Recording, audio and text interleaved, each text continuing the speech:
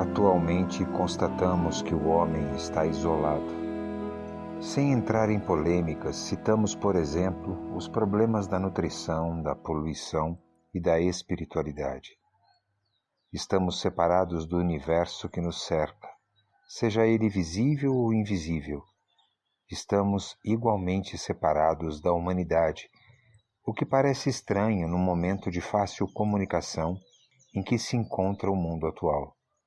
Quanto mais o espaço é amplo e habitado, mais estamos sós. Da mesma forma, nos encontramos curiosamente separados de nós mesmos.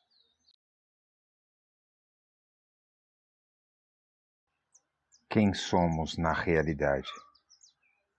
Qual é o movimento que permite reencontrar o homem e sua unidade dentro da criação? Reencontrar o homem dentro da humanidade e da integração consigo mesmo.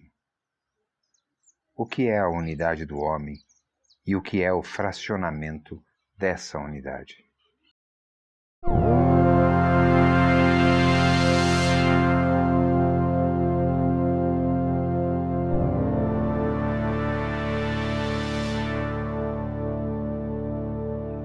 Se compreendermos as inter-relações energéticas no centro desse fracionamento que conduz à enfermidade, tornar-se-á evidente que a doença não é um fato absurdo ou algo que deve ser rejeitado como injusto, mas um dado significativo de um caminho a percorrer.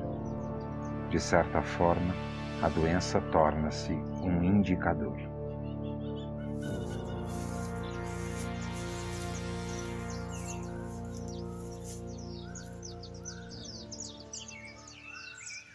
Neste livro aqui, Origens da Doença e a Busca do Equilíbrio, o Patrick Paul começa apresentando um mapa, que ele chama como se fosse um mapa geográfico.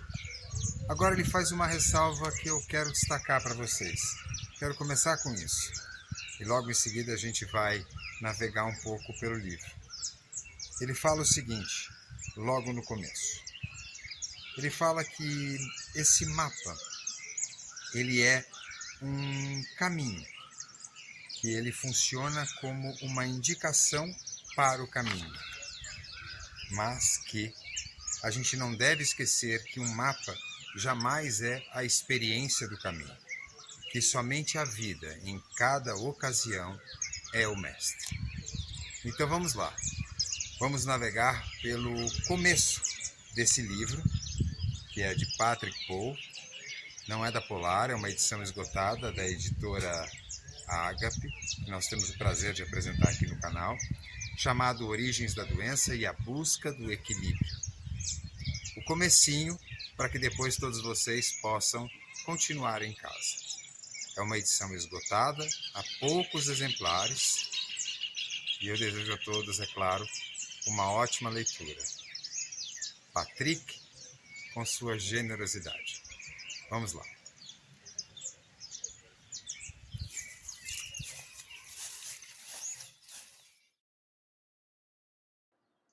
A apresentação que vou propor agora se baseia no que tradicionalmente é chamado de Árvore da Vida, originária da tradição egípcia e judaica.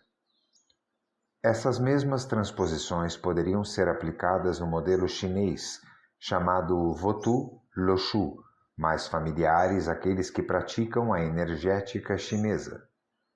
Podemos ainda encontrar essas mesmas transposições no simbolismo hermético de Paracelso e dos alquimistas. Na verdade, trata-se sempre da mesma estrutura escrita de diversas maneiras. Reencontramos, assim, a unidade da tradição humana e médica, tanto no Oriente como no Ocidente. Esse modelo pode ser igualmente escrito numa linha de 1 a 10, com todos os números intermediários. O nível 1 é o primeiro aspecto que podemos imaginar, ou seja, é a expressão ao mesmo tempo de ser e não ser, também chamado de divino.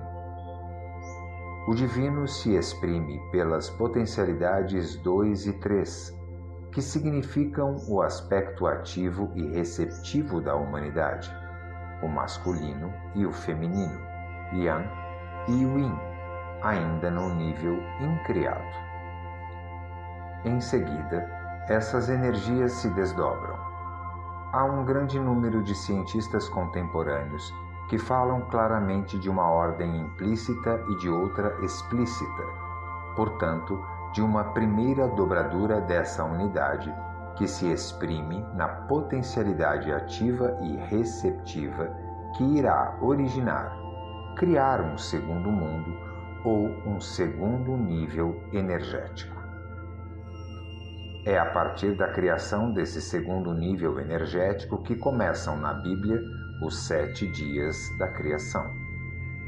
Depois, uma outra dobradura, que nos conduz a uma nova expressão da energia, e, finalmente, uma última nos levará ao mundo manifesto, tal qual o conhecemos.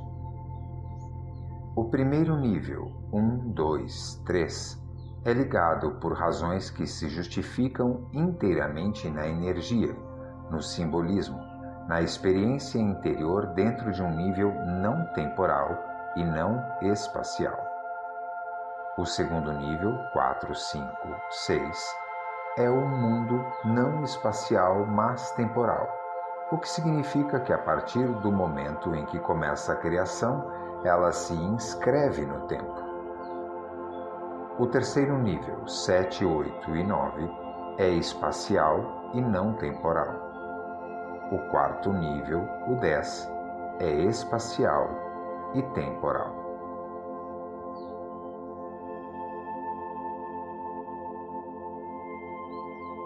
Esse processo de criação é obrigatório, é uma lei, e à medida que vamos descendo, a memória divina, a memória do infinito, vai se perdendo.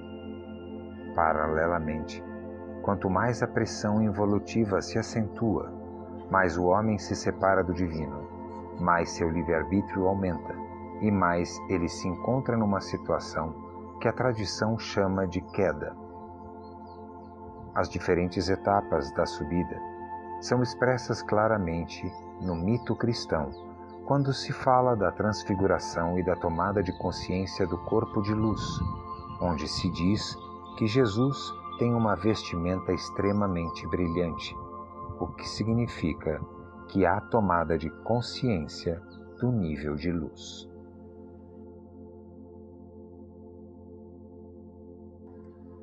Isso significa que no processo de seu retorno à origem, o ser humano deve se desapegar, abandonar tudo aquilo que pode detê-lo ou fixá-lo numa consciência específica.